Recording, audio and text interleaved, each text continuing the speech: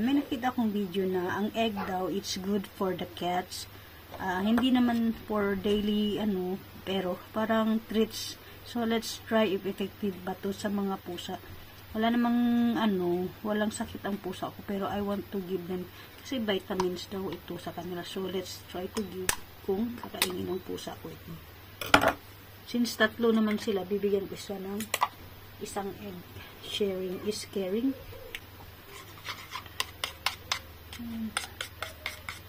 Try natin kung kakainin ba ng pusa ko to.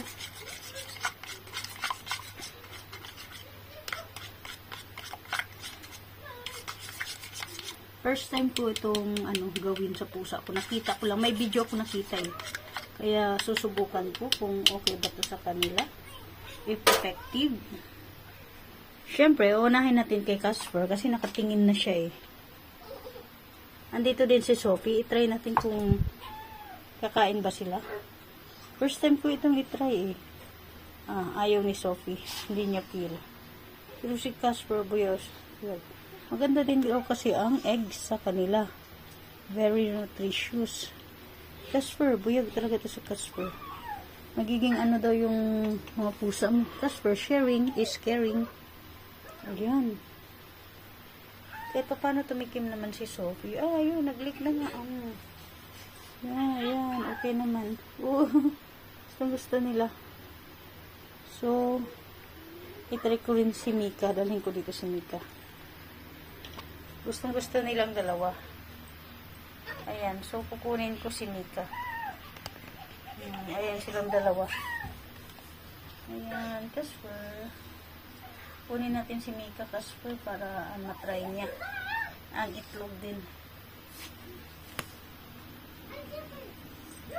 Maarte din yan si Mika eh. Try natin si Mika. Try natin si Mika kung kakain si Mika. Ayan, Mika. Ano to si Mika? Yung matakutin. Sige na. Iwan natin siya kung kakainin niya. Let's see.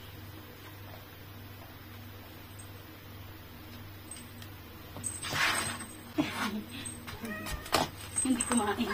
Subuan na lang natin. Try natin kay Mika guys kung magugustuhan ba niya. Marty to eh. Lagi itong nagsusuka pag mga bagong food. Nagsusuka-suka agad ito eh. Yung treats nga na dala ko galing Pinas, hindi niya masyadong pinapansin. Ayan na. Tatakbo agad. Ayan, iiwan ko lang yan dyan, katabi sa pagkain nila. Yung isang pagkain na naman nila nasa labas. So, ang katabi naman noon is tubig. So, titignan ko yan kung kakain nila bukas. Ito naman yung isang pagkainan nila sa labas lang sa balcony. Kasi lagi silang nandito sa balcony eh.